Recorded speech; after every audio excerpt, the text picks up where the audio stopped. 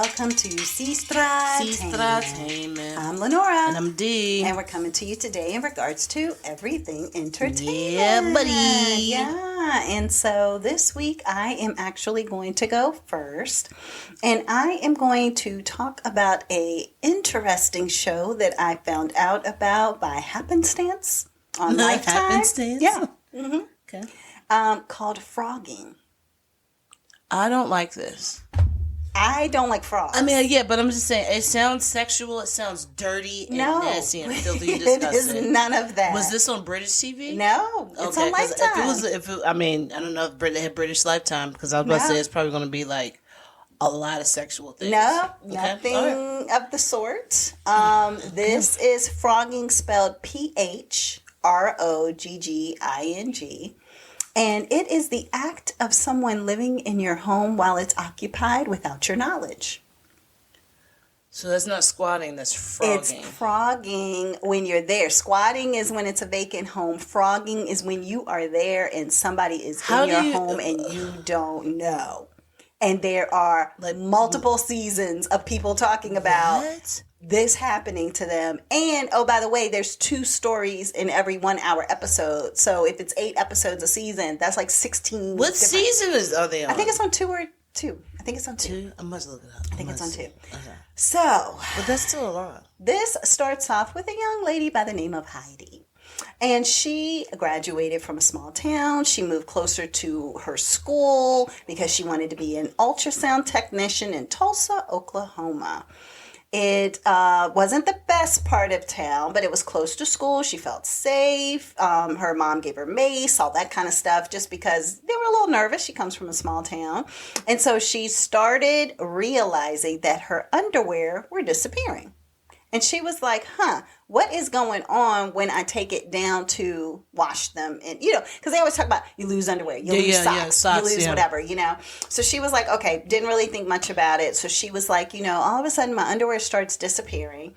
And she's like, that is so strange that when I come back up, or when I go to look for something, it's not there. So she said she started trying to be mindful of, okay, how many pairs am I taking down? And then how many pairs am I bringing up? So she said, but it really hit her one day when she had looked for her bathing suit bottoms. And she couldn't find multiple pairs of bathing suit bottoms. And she was like, what is happening?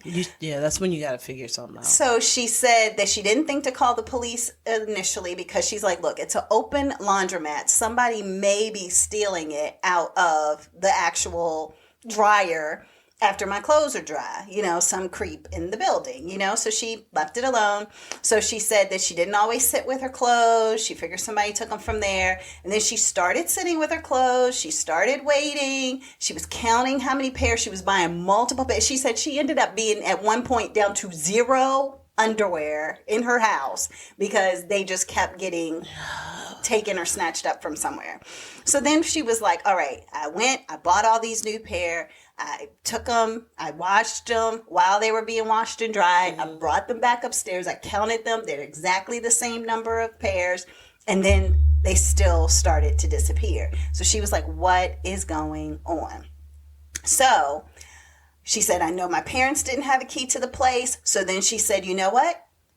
I might be crazy, but let me check with the landlord and find out if the landlord, a maintenance person, who is it that is coming into my apartment when I'm not here and getting this, So she said that she had never met the maintenance guy. They were saying, no, unless you require maintenance, nobody is coming in. Mm-hmm. So she said over the next several months, things just kept happening. So she couldn't figure out what's going on. Then all of a sudden, she said she just got a dog out of the blue, randomly. Okay. Got a dog. And she said it made her feel a little more protected, having a dog. A little more secure. And she said one night she's there and the dog starts barking like crazy in her bedroom. And she was like, what in the world is going on? So she said, typically a quiet dog didn't ever bark. Yeah. So she was like, what is going on? So the dog was looking at her closet, barking ferociously. Oh, yeah. And she was like, OMG, what's happening? And she said, now this is the part I don't understand. I will say this. She said she looked at the closet. She was too scared to open it. So she just decided, you know what? I'm closing my bedroom door. I'm not sleeping in here tonight. I'm sleeping on the couch. Oh, she was thinking like a ghost? I don't know. I think that's what she was thinking. Like maybe, but still, like, why are you still there? Why are you just sleeping on the couch? What do you think closing the door is going to do, even if it's kind of like when ghost? you're a child, right? And you're scared of the monster under the bed. So you just don't hide look. under the covers. Okay. Is that what it is? I think that's what it is. It must be. So anyway, she said the next morning she woke up. She had to get ready for work. She goes. She looks in the closet. She doesn't see anything. Yeah. So she was just like, everything must be okay. But she said she just dragged that dog. Her and the dog were in another room and everything was quiet. She slept on the couch. The dog calmed down. Nothing happened. So the next morning she goes in. She doesn't see anything. She feels safer.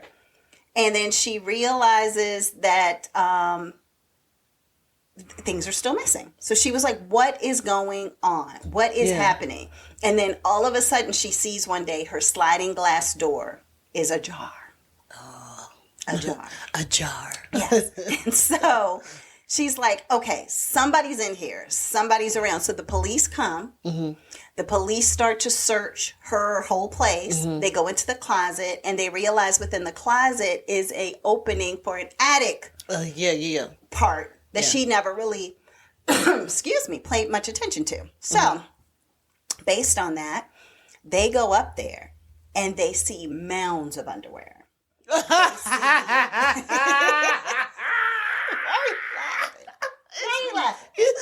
Mounds of underwear. Yeah, it was a lot.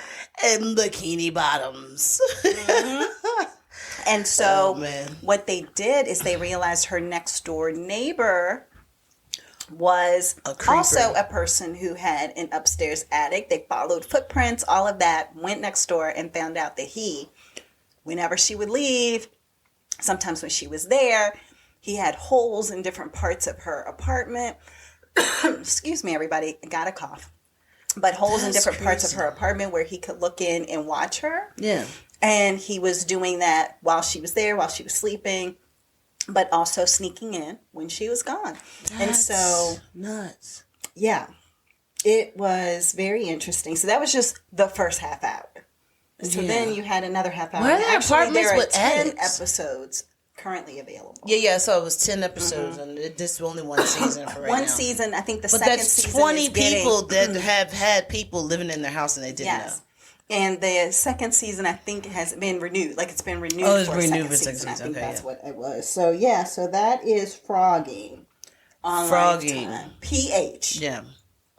Like, pretty hot and tempting. Yeah. It's called Phrogging. What was it? Phrogging the shoot. I didn't look up the full title, but yeah. So once I saw that it was called Phrogging, and I'm not a fan of frogs. Anyway. Phrogging. Hider in my house. Yes.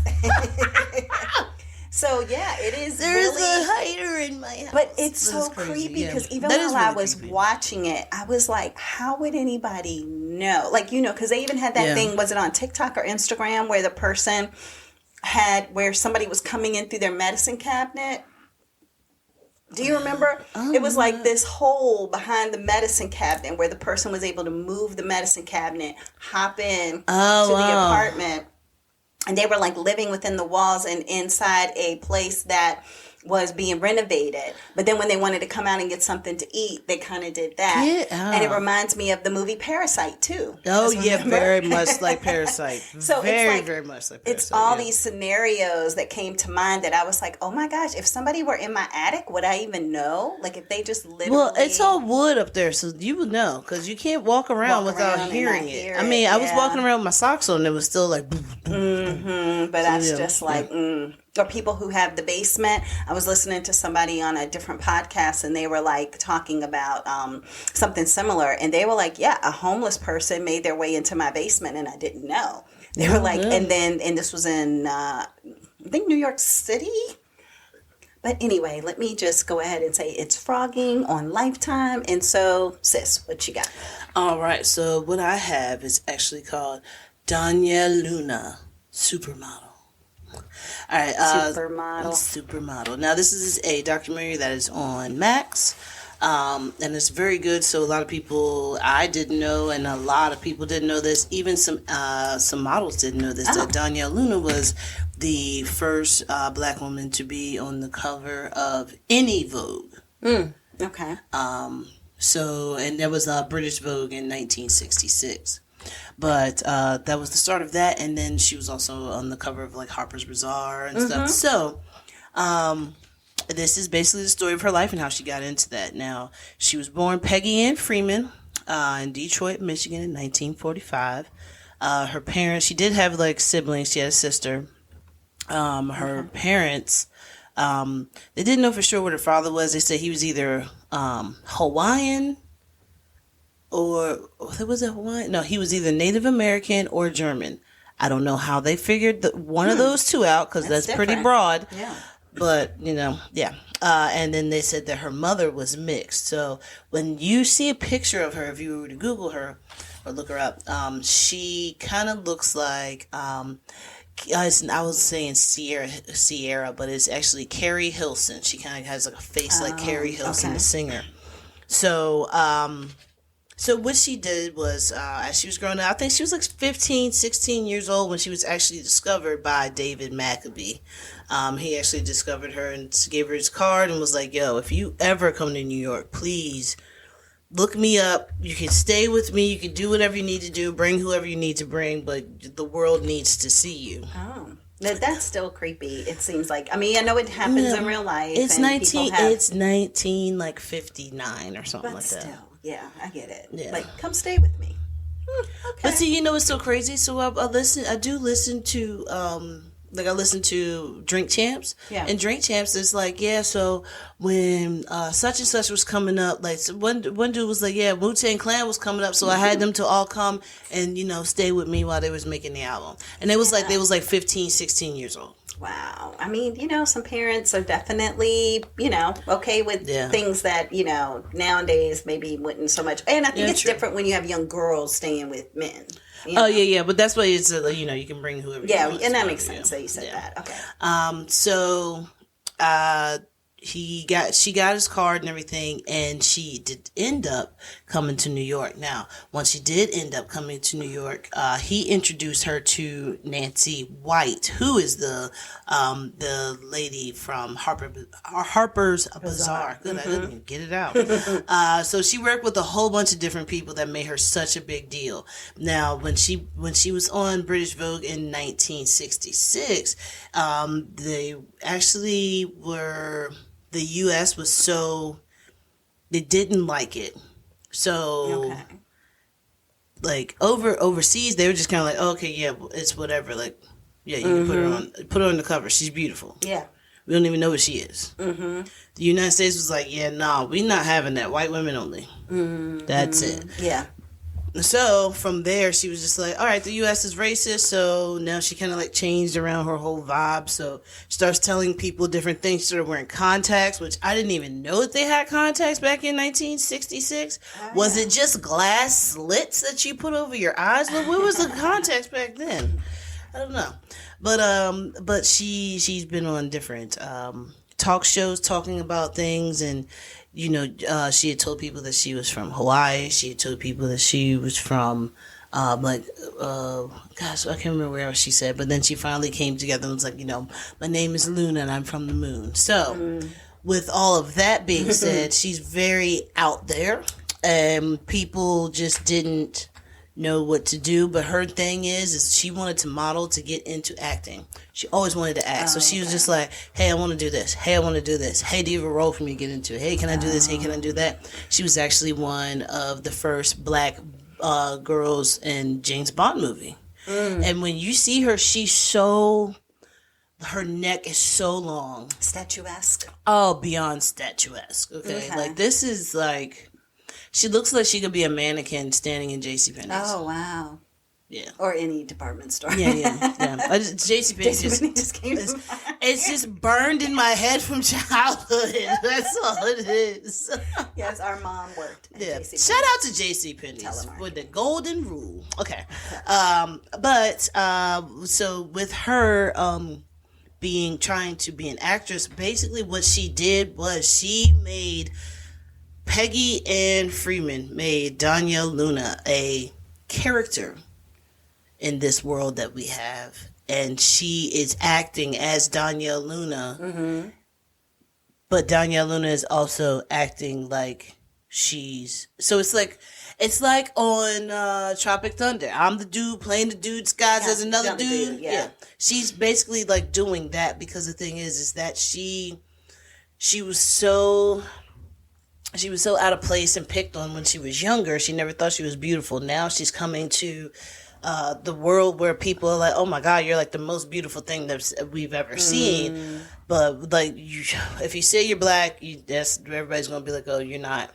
She wanted to be exotic. She wanted to, and if you look her up, she looks exotic. Oh yeah. Because I think both of her parents were possibly mixed. Biracial in yeah, some way. but I think that still makes her about 50-50, right? Biracial in some way. So yeah, she just goes and she is on everything. She is on the cover of so many things. Yeah, what's up? Oh, sorry, you saw my facial expression. Yeah. It says that Luna also became the first black fashion icon, and in 1967, her face and form inspired the first black mannequin. Yeah. So I did know that she looked like a mannequin, but I was saying she actually inspired the shape to make the mannequins. Oh, absolutely. So that's crazy impressive. Wow. Yeah. Okay. So in 1965, she was the first African American woman in a high fashion magazine in the United States. Well, I'm sorry, in the world. In the world, yeah. But I wonder how long it took for her. Did they talk about how long it took for her to show up in the United States on a cover? She kind of fell off. I guess tragic. She ends up getting into drugs and everything, and ends up dying. I think of an overdose. But I think she ends up being kind of like Josephine Baker, and just goes to Paris and stays there. Yeah, so that she died in Rome. Yeah, she never came back to the United States. I don't believe. Oh, well, she might have came to but they accepted her over there. Yeah. Oh, absolutely. Because like she said one part in the videos, she was like, I can be myself. Yeah. She was like, I don't have to play the role of somebody who has to tiptoe behind other people. So, it's kind of deep how she thinks about it and everything. So it is really good. I like it. Yeah. Check it out. If you're into any kind of documentaries about, anything with fashion or models, anything like that. But she's very pretty woman. Yeah. But they said that she was like young. She was super young when she started. So yeah, they're actually, when you look her up on Google or whatever, it talks about how, well, she was born in 1945 and she was doing this in 60 something. So maybe 20. Something 21, something like that, maybe when she was first getting started. But see, the thing is, when in 1966 was when she was on the cover of British Vogue, and then she was in 1965 she was on the cover of just any high fashion magazine. But the thing is, so like she was already been doing it, and then they were like, "Oh, put her out there." All right, bro, now she's on the cover. And they do find a lot of, especially back, not even then, but even in the 80s and 90s, they were finding models that were like teenagers. It's almost like how Brooke Shields, was like a teenage model, but they were treating her as though she was an adult in regards to what kind of spreads they were putting her in and things like that. The art that she was. I guess posing for. That was the word I was looking for. But okay, no, that's. But check it out. It is called Donyale Luna, Supermodel. I don't know why I always want to think of RuPaul when I hear the word supermodel. Work, cover girl. Maybe that's one. Yeah, that's pretty good. Do your thing. Under the camera. Yeah. Okay, sorry, but I just digressed. Okay. So, I watched The Burial. Oh, Amazon I haven't watched that yet. I'm going to watch it. It is based on a true story in the 1990s. Okay. And the cast includes Jamie Foxx. And, it's kind of funny because he actually plays a kind of extreme character, but because it's based on a true story, this is really how this guy was. And he always talked about himself in the third person. So it was Willie. Wait, sorry, I'm losing my train of thought here for him. But he was Willie. Oh gosh, I can't find him. Anyway, I'll find him. So anyway, he used to be Willie Beam and Willie E. Gray. That was his name, Willie E. Gray, an unconventional lawyer. And then he was helping Jeremiah Joseph O'Keefe, or they called him Jerry O'Keefe, and he was played by Tommy Lee Jones. And so when you talk about Jamie Lee Foxx, Tommy Lee Jones.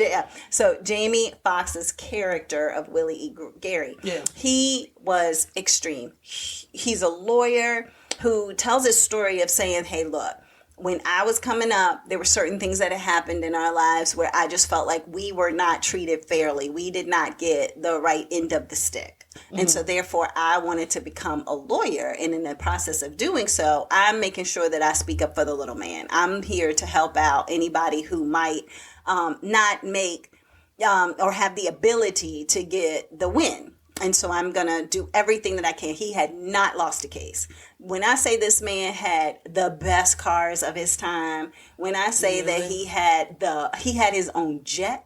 Oh, wow. Called The Wings of Justice. Hey, on the wings of justice. Yes, there you go.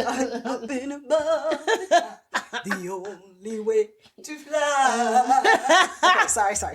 Anyway, so yes, he is up in the clouds. They show him, he's on the jet, he's inviting people on the jet, the whole 9 yards. And so this is a black man, very, very well to do. Very well known by a lot of different people in his community. And he just, was trying to help as many people as he could. Well, Jerry O'Keefe, he was a man who was like a grandfather. It was like, look, I've had 11 kids. I want to leave something for my family. He had multiple funeral homes, but he was in some tax trouble. So therefore, he was like, look, what can I do to help ensure that I will have something to leave a legacy for my family? So he works with a lawyer who then works with this guy who's like part of a bigger burial situation, like a bigger company. Okay. And in the process of working with that guy, they go through, Jerry signs a contract, the whole 9 yards. And the guy's like, look, I won't sell burial insurance in your area. I will take over, parts of your business, but your family will be well taken care of, whatever. Well, lo and behold, the guy that he actually was suing, this company, which was like this big, huge corporate juggernaut, they didn't sign their part of the contract. They just had Jerry's signature on the contract. So they basically were like, we can treat Jerry any old way we want to because he's just a little mom and pop shop. What's he going to do? Yeah.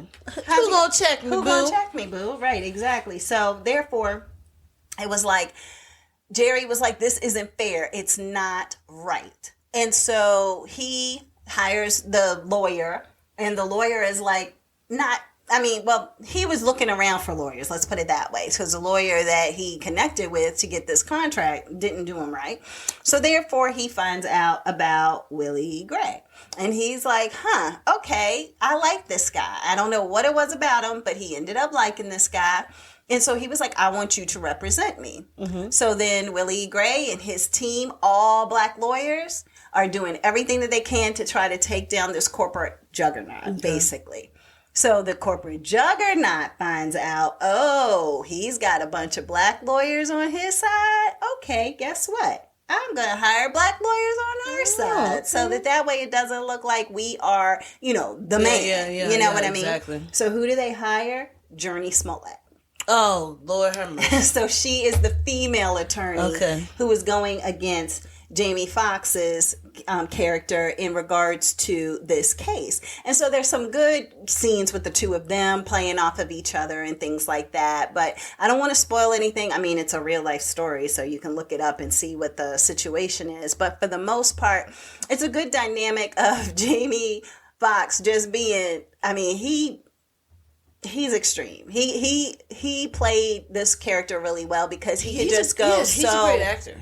Right, and he could go so above and beyond, because it's opulence. You know what I mean? Yeah. It's like everything. And the woman who plays his wife, she's amazing in here too. She's really good. Excuse me, Jamie Lee Foxx. I keep calling everybody Tommy Lee Jones. Oh my God, I am just keep going. Jamie Lee Foxx. I don't know. Jamie Lee Curtis. and Jamie Foxx is all in my mixed up in my brain.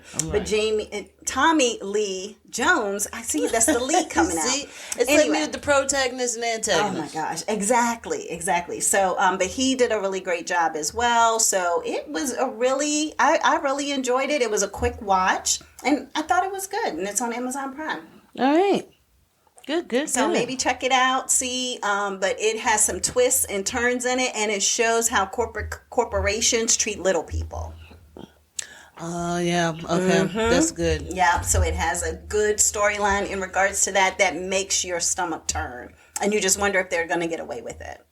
Oh, of course they are. And if they don't, how much do they have to pay? So it's a lot of different, twists and turns in regards to that. So that was the part that I thought was really good. So, yep, check it out. It's called The Burial. It is on Amazon Prime. It just actually came out on October 6th. All right. So what I want to talk about is Dasia Taylor. Dasia Taylor. Okay. Yeah, Dasia Taylor is the CEO of Varigate Health. She actually is a genius. She, at 17 years old, became nationally recognized scientist for creating color-changing sutures. So this is the thing. You know why they color change? You got an infection, then it's going to turn this color. You have this kind of, So it's like, so for each type of bacteria that could possibly be in your body to cause an infection, it will change colors. Oh, wow. Now, we have a cousin named Dasia Taylor. But but it's not the same. I was like, what, we got to go borrow some money? But okay, right, exactly. Got it. So this is actually, I saw this on social media, on TikTok, but also I did look it up some more and find out some more information, and I'll go into that. But let me just go ahead and play this little snippet right here for you. Has been developing a unique invention to detect infections after someone's had surgery. I came up with color-changing stitches that provide early detection for infections, with the specific focus on surgical site infections in developing countries, because those can be very deadly if they're found too late. How does it work? When you have an infection, there's some chemical imbalances going on, and my stitches pick up those chemical imbalances, and then they change color because of what's going on, all the science stuff. The stitches change color. The stitches change color. She can't get too specific because of a pending patent application, but Taylor says she uses sutures dyed with beet juice to make the magic happen. Beets are natural indicators. So a natural indicator is just a baseline term for a substance that changes color when the pH changes. Healthy skin is naturally acidic. But So that's basically it. But that's so super smart. Like, who's like, hey, all the doctors in the world. All the doctors, all the nurses. But the thing is that it's just thinking outside the box, because I'm sure that it's like a different way of thinking. You know what I mean? That's very it's like, true, we've just been using sutures. We're using sutures. But then stitching. But then it's like, wait, how can we have it so that these stitches give you an indication? Because as soon as you started talking about it, what I thought about is how they have that new kitty litter out right now, where when the cat goes to use the kitty litter, it changes colors based on what's going on chemically with the cat. Oh, wow. And that's what I thought about. So I wonder if it's even a scenario where it's like you see something else and you're like, I wonder if that could happen for sutures. Yeah. And I wonder if that can happen for dogs. I wonder if that can happen for people. That's how, when I was a child, in my mind, I invented coffee bags. Individual coffee bags. Yes. Yeah. Mm-hmm. I said that when I was little. I remember we was at Grandpa's house and everything. We was upstairs. But Folgers, I think, ended up taking the idea, but it's okay. It's fine. It's fine. I was a child. I wasn't going to get anything anyway. Yeah, so basically talking about her, so how Dasia ended up getting into all of this was at her school. There was a science fair project where you could win. I think you won some money, and you won money and you can get help for research for different things. Oh, okay. And her teacher was like, hey, you should go ahead and try for it. She was like, okay, yeah. She was like, I love money, and then also I love money. Yeah, she's like, I love money, but then also it's like, but then this is kind of interesting because this can help people.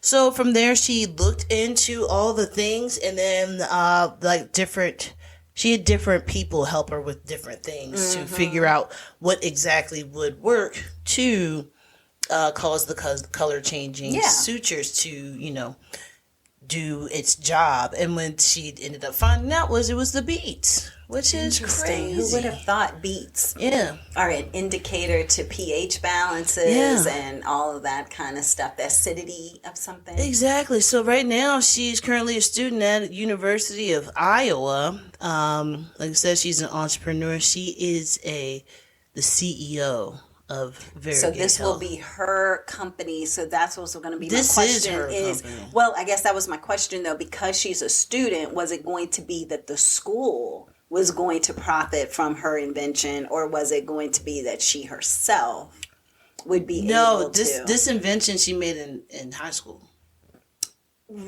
Okay, so she's had it all along, and she's finalizing all of the details of it as we speak. Well, yeah, I'm it's guessing not being so. used right now. But I don't know what she's exactly doing, but I just know that's what school she goes to. Yeah. No, that's good though. But I mean, I didn't even think about the fact that you had mentioned high school. So so her having her own company means that as different things come about from this, from a financial perspective, she should be the one who profits from that, exactly. And not somebody else who because we know that the medical community will still, I'm pretty sure they've already taken it. I mean, so originally this like was Alex, 2 years old. with the Henrietta Lacks and her DNA and everything, and them just multiplying it over and over again and making every single cure known to man from one black woman. Well, the thing is probably with her, I know that hers was, she was 17 years old when she thought about it.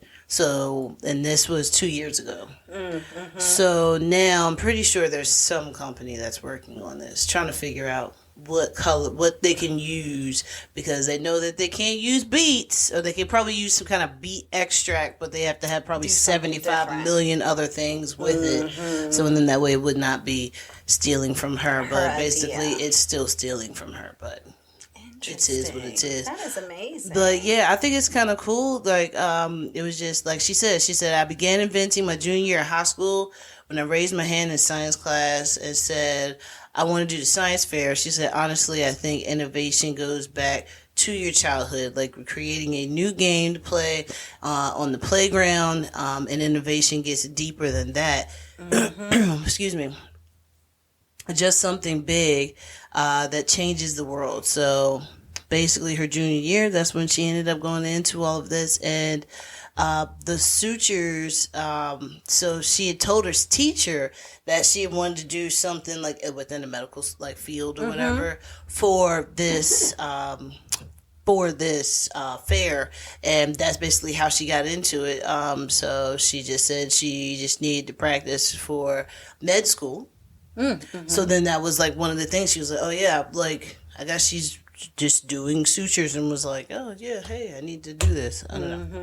But I just think it's kind of awesome that she just is in high school and was like, yeah, we should just do this. And it's almost like, because you're younger and you're not already in the mind frame of somebody who's a doctor who's been doing it for 10, 20, 30 years, you're thinking differently. Yeah, but the thing is like the doctors are just like, they don't even have anything to do with the supplies. You know what I'm saying? No, you don't. But at the same time, it's not as much about the supplies as I'm thinking of it as about, how will this patient know there's an infection? Oh, yeah. Do you see what I mean? Yeah, but you know what? It's probably not going to be in the United States anyway, because it's like, if the person can see that it's an infection, then it's like, I don't know how that would work. I think that it's still going to be, that they're going to say, no, we can't use those. We can't use those color changing ones in the United States because it's not going to be profitable to the rest of the big wigs. I don't know. I think if it'll keep them from a malpractice suit, they'll be more than happy to. Because if you think about it, yeah, that's a malpractice suit. But I'm thinking about people who just keep coming back for more and more and more and more. More and more what? Like, so if it's going to be like, if you say, hey, if you see this happening, then come back and see me, and then we can figure out, if it might be something that's bad or not. Instead, now it's like, oh no, I don't have an infection. I thought I did, but this is just normal. But now, but I see my sutures are all still red. Well, but that may not even necessarily need to be that the patient needs to know. Maybe it's just the doctor needs to know. True. So it could be like, come back, let's check out your sutures, and then we'll determine from there what the next steps are. Because when you think of people who pass away from things like, bazillion butt lifts and all of that kind of stuff from the infections they get and things like that. I don't know. Maybe it could be something that, but them butt lifts really ain't getting no stitches. Well, yeah. Some of the right ones wouldn't they? The correct ones that aren't just putting semen in somebody's. I don't know. But yeah, I don't know. Anyway, it's just one of those things. But yeah, cool. That's it. Dasia Taylor. All right. Perfect. And Varigate Health. Yes, and what was that on? Where did you find it? You found it on social? Yeah, just on social media. But she's on YouTube. She's on all over everything, so. Okay, good. Yeah, what do you have next? Or your last thing? Is your last thing? It may be, well... No, it's your second thing. Wait, no, it's my last thing. Last thing. That's right. But I was thinking of talking about something else and then getting to maybe another last thing later, because the Hot Topics being a last thing. But you know what? I'm going to jump into Hot Topics instead. Because you know what? I'm a rebel. All right. So I'm going to jump into these hot topics. And I'm a rebel. Yes. And if we still have time at the end, I'll talk about one more thing. Okay. So I happen to have been up at 4 something in the morning one day. Maybe it was 2 something. I can't remember. 2 to 4 in the morning. You wake up, you're alert. You happen to open up your, TikTok, and you're just checking out what's going on in the world. And there was a gentleman on there by the name of Trucker Skittles. Trucker Skittles. And so he was, doing his thing in regards to being on, I don't know, for those of you who are on TikTok, when they have the different boxes, right? And they have the battles that can happen and everything. So this wasn't a battle. Okay. This was where they had like 6, 7, 8 different boxes. And you've seen like little faces in the box. Sometimes people the cameras are on, sometimes it's not. Sometimes people just conversating, whatever. By the time I started looking at it, it was the Trucker Skittles was in the big box. Like they had him on the side as like the host or the big box. And then you had other people in tinier boxes like to the side. Yeah. And they were working very hard. And you can look him up on TikTok. 1, 2, 3, 4, 5. You can put, 7, let me put 8. This. Yeah, 8 boxes it's with 8, him. Yeah, 8 people and then him on the side. Yes. And so what you can find out if you Google him, because there's a story here. I'm getting to it. So what happens is that you find out that Trucker Skittles, he actually is on TikTok. He is a person who has autism. He had, he's telling them that, hey, I have a brain tumor, but they said that it's in a place that's inoperable. And if they do, then I might lose all cognitive function. I won't know who people are. I could lose, some functions and stuff like that. And so they were like, man, we really appreciate you, spreading awareness in regards to autism. They're working through helping him to hopefully at some point be the first autistic person to make it into the like podiums, as they call it on TikTok, of being like the number 1, number 2, number 3 person in the country on this particular day. I think they were trying to do it by midnight. That's what it actually was, because they were trying to get him to that stage by midnight. Excuse me. And so people were gifting him lions. For people who know TikTok, jets, buses, safaris, like it was every single, the TikTok world, like it was so many people coming in. People who were TikTok famous were getting tagged and told to come in. Paul Dow, they were trying to get Jeffree Star in there. Like it was all these people just coming in to kind of help elevate this guy and help to get him to the point of being like TikTok famous. As an autistic person. And so at one point I could have sworn I heard somebody say, man, you almost have 5 million gifts. Oh, wow. That have been given to you tonight. And he's like, oh my God, I can't believe it, And when you looked at him, his voice was very high pitched. He had a couple of planes. Yep, planes, everything. Yeah, you're looking at it right now. I'm looking at this. It's everything. Yeah, and he had some nervous tics and things like that. And, like I said, talked about his brain tumor, all those things. And so then what ends up happening is that all of that happened on Tuesday, right? By Wednesday, people started doing some research and found out the whole thing was a lie. Yeah, the entire thing's a lie. He lied about having autism. He says he didn't lie about having a tic, but he did say that he exacerbated the tic. And he lied about having a brain tumor.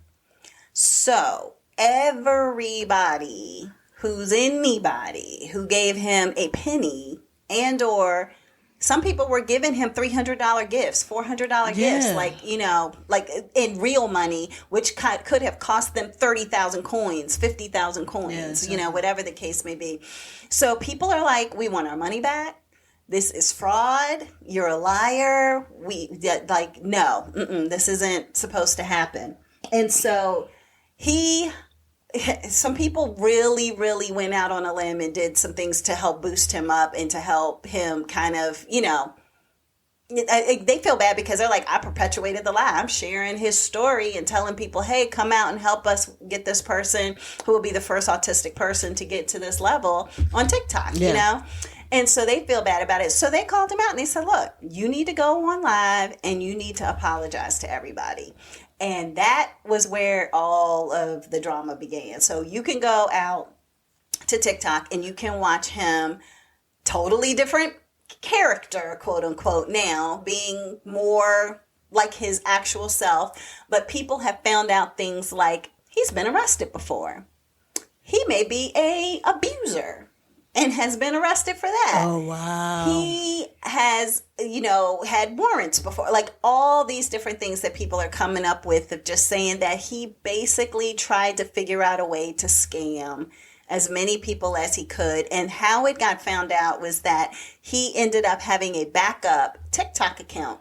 So when you have your main page and then sometimes you have a backup page so that just in case anything happens and you get kicked off of TikTok, you still have a backup page that you can utilize to do whatever you do. And so his backup page, he was his regular self. On his main page, he faked having autism and a brain tumor since the page was created. And so that's why people were just like not believing the fact that this could be not real. And there were other people who were like, look, I gave him a little gift. Yeah. I didn't give him as much because something just didn't sit right with me. But you can't say that. You can't say it because you don't know for sure. And then you'll get canceled because you were thinking that. But that's why, some people were like, something just didn't sit right with me with his whole scenario. And he was like, they felt like he was overacting. Some people felt like he was overacting. But then again, you don't know what somebody's autistic situation is. True. And so it could be totally it could legit. be totally true. Yeah. Exactly. In this instance, unfortunately, it was not. So Tucker Skittles. I think his account has been canceled on TikTok. I'm not 100% sure. I couldn't find it. I did follow him that night. I didn't gift him anything, but I did follow him that night. And it felt legitimate. Like you literally had people who were in tears, like just his story and what he was saying. And they were staying up until, like I said, 2, 3, 4 in the morning, trying to help and do all these things and all of this kind of stuff, and just so excited for him and trying to keep him up on the top of the board for the next day, all of this. Yeah. And then people came out and they were like, I'm his family member. I don't know what y'all are talking about. And so it's terrible. So anyway, Tucker Skittles. The other hot topic I will cover is Jada Pinkett Smith and her Willard. Her book called Worthy that is coming out, that she had stated and I guess waited until the book to say that her and Will really haven't been together for 7 years. So people are like, why was there a slap? What was he defending you for? Did he need to even do that? Why are you acting like I have no idea why he would do that? I was surprised he called me his wife. What? We ain't been my wife in 10 years. Yeah, exactly. So, it's a lot. It's a lot. All I want to say about that is I will just say, and you helped me to see his information of him just kind of being supportive and saying, look, I'm gonna ride or die. I'm gonna be, by her side no matter what, whether we're together or not. Basically, it sounded kind of how it sounded. Like I'm just gonna support her in her efforts, and they had their arm around each other and all that kind of stuff. So I'll say this. Grown people do grown things, and I could care less Exactly. about What they what's going grown- on in their what they marriage. grown I tells have you. thought since they were on Oprah back in probably the early 2000s. Yeah, that they was a little off. Well, no, that they were in an open relationship because they basically had stated something that alluded to the fact that Did that she sleep was with the somebody case. in her band? Did she sleep with Oh, one of the I don't ladies know from her anything about band or that. something? I don't know. I just know that from a very early time in Spice their Girls or something. relationship, I felt as though they were in an open relationship. Yeah, I and can see they that. had specifically stated that if this doesn't work, nothing will work the way that we have our relationship set up. If this can't happen, then nothing can happen. You know, like it just would never work. And that also made me feel like, okay, well, it's probably open because you have your person that's your best friend that you can talk to, that you can engage with, that you can laugh with and have fun with and all of that. And you have that ability to also go and do whatever you want with whoever you want. Yeah, because then And Will feel had a little side piece that he was in the paparazzi. Yeah, with there for was him. a lot of pictures and videos and things like that of this lady who, when, you know, Will was in Egypt, she was in Egypt. And when Will was in Vegas, she was in Vegas. And, you know, they were never in pictures together, typically. What was that, his baby mama? But, No, it's a whole different woman. It wasn't his oldest son's mom. No, and his oldest son's mom and Jada got along fine later, you know, and all of that. So, no, this is a whole other younger I thought it person. And so, and she would always post stories about, hey, I'm here. And you would just recognize, like, wait a minute. Her Instagram is flooded with places that Will Smith currently is. Yeah. Like, what's up with that? But So for anyway. someone to put that together, you got to be bored. I don't know. I guess. I mean, if you're following Unless it's just her, a coincidence. and then yeah. you just all of a sudden see, like, Yeah, oh, yeah, he's the there next too? thing is his Oh, timeline. that's It's that the same boat. picture. Yeah. Like, what's going on, you know? Now, mind you, I think that the difference is that, you know, Will being Will and a $20 million a movie actor and all those kind of things, you know, his discretion with the people that he was with was potentially very different than the discretion of her being with her son's friend and that friend just being like, you know what, I'm feeling kind of salty about this situation. I feel taken advantage of. I'm going to open my mouth and say something where maybe the women that Will is with is just like, and I mean, this all allegedly. Shout out to Mikey P. Yep. So, but yeah, so allegedly, you know, it's like, look, here's the deal. I'm never leaving Jada. Yeah. It ain't gonna happen. Yeah. Even if we're separated, we're gonna still be together. Yeah. She ain't getting half of nothing. She ain't going nowhere. So she ain't going nowhere. I'm not going anywhere. We You can want do this or no? Or no. Yep, Exactly. So that's just my personal opinion of how I think things are with them. So I say all that to say, I don't care. Yeah, exactly. And I think that it's their relationship, their life. If they're together, great. If they're not, great. Because the other part to this was that I was actually watching this on the Today Show this week where Jada came back on the Today Show after she said they worked together for 7 years, excuse me, to then say, no, I think people miss the story, which the story is that we are trying to make it work. Like, that's what relationships are about. We're trying to make it work. So Hoda was like, wait, so he's in the house? Like, y'all together? And she was like, yes, that's what I was trying to say. I don't know how that got lost in the translation. And because you didn't say it. Exactly. So even you said we have been separated. Right. And I was trying to figure out why he had my name in his mouth of saying that I was his wife. Yeah. And then lo and behold, it's like, no, but we're working on this thing. We're trying to make it work. So I don't know if that was just a clear up because everybody went crazy about the fact that she said they weren't together for so long and it just sounded ridiculous, or if it's like she just truly didn't explain it correctly. I don't know, but I just wonder know if they that have an Olivia Pope that's helping was them out. like, okay, all right, well, I'm glad to hear that things are working out. And then Savannah was like, I'm just confused. I don't know what's happening. And I was cracking because I would have been like, you could just leave because I'm more confused now than I was when you came the other day, last week. Oh, I do have a hot topic. Okay. Oh, well, let me get my last one real quick. Okay. And that is just, I'm not going to take any political sides on this, but Israel and Palestine, we'd be remiss to not bring that up. I'm personally bringing it up from the purpose of saying that I was supposed to be going with our father to Israel on November the 15th. Our travel tour company had since canceled that trip, of course, because of all the unrest and war and everything that is going on between Israel and Palestine and Hamas on the Gaza Strip, all of that. We were supposed to fly into Tel Aviv. We were going to spend a lot of our time in Palestine, in Jordan. From what I understand, the Jordan trips with this tour company are still taking place. They have not stopped the Jordan trips for people who are doing that. Yeah, Jordan ain't got nothing and to you do can see with the that. Dead Sea and all of that is in Jordan. We were going to be doing Bethlehem, Jerusalem, Nazareth, Gethsemane, Mount of Olives, like all of those types of pieces of the, just the biblical stuff. History that we were going to see on November 5th. So literally a month and a week, basically, before we were going to go, this all broke out. And so now trip canceled, and we're going to try to figure out if we will be able to get there once everything calms down. I've been talking to the tour group people, and they are like, the part that is the historic part that we were going to visit hasn't been destroyed. Right. They're staying away from those areas.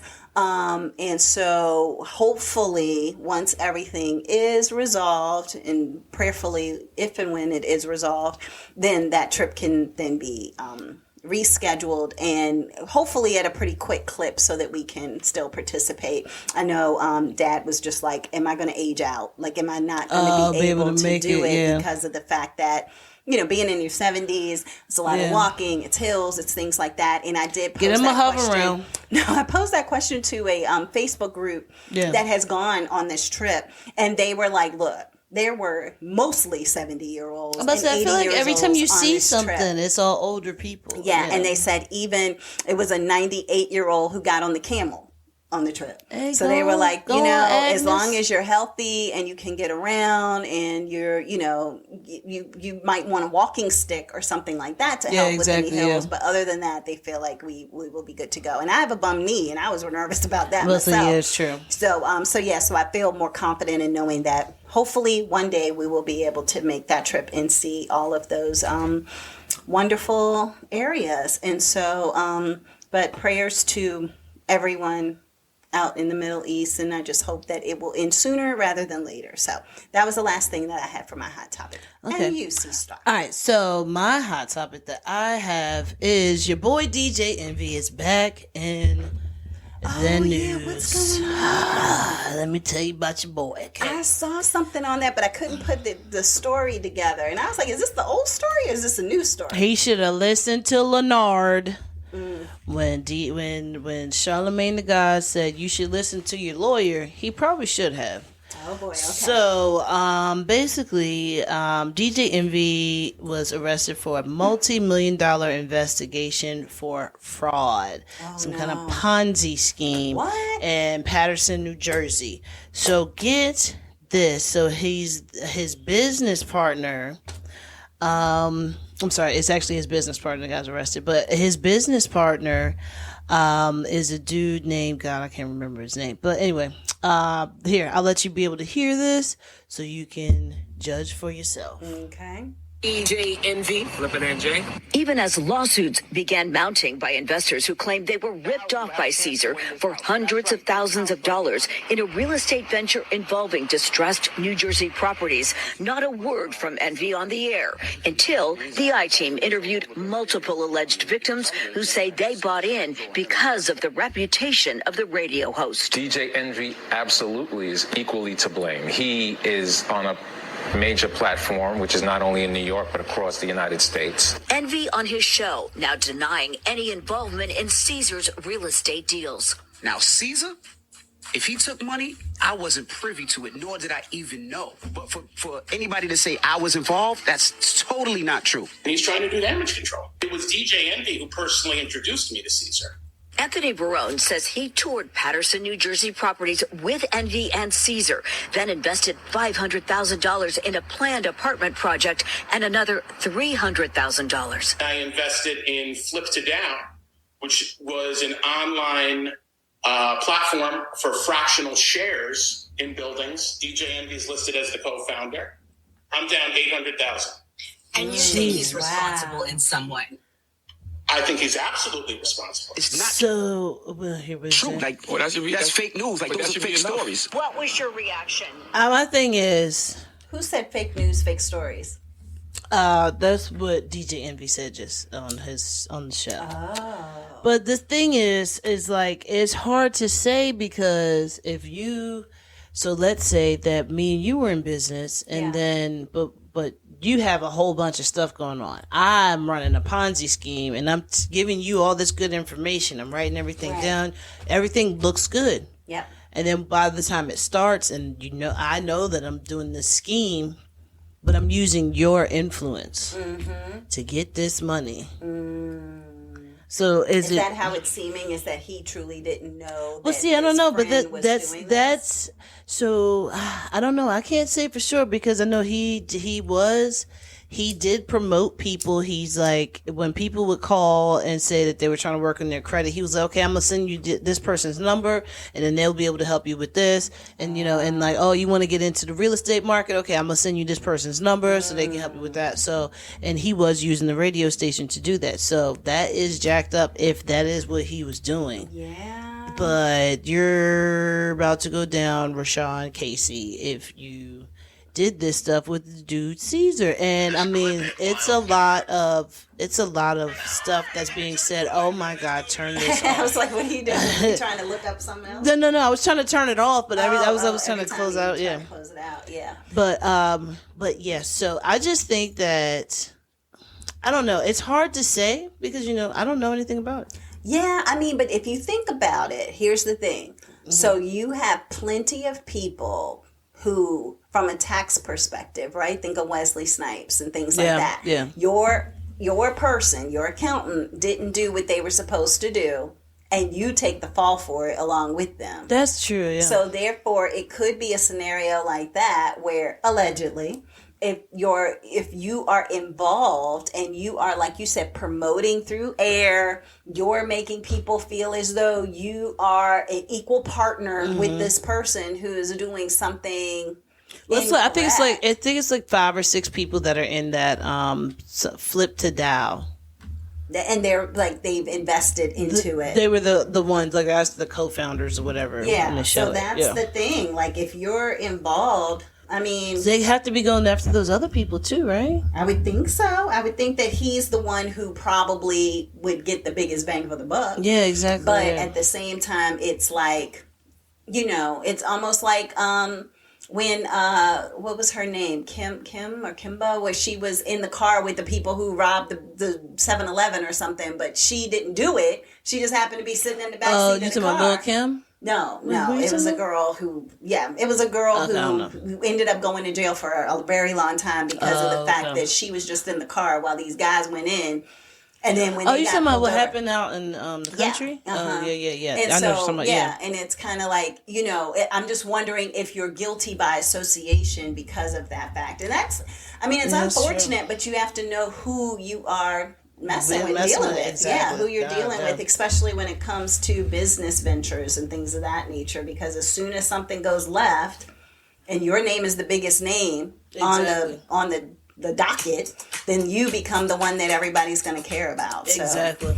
So. Well, hopefully that's not going to be I don't know. I mean, if he knew, it needs to be an issue. Yeah, he needs to go down. And if he knew, it needs to be an issue. That's a T-shirt right there. That reminds me of Willie. See, because Willie would talk like that. He was talking parables. He was like his biggest person he loved was Johnny Cochran. Okay. And he ended up meeting and getting to know Johnny Cochran too. Interestingly enough, I found that out after doing some research. But anyway, so it's like if it doesn't fit, you must have quit. So it's like that's the thing. So that's all coming together. So anywho, that is it for this week's wonderful episode of Sestra-Tainment. We hope everybody has an amazing week. Talk to you later. Bye.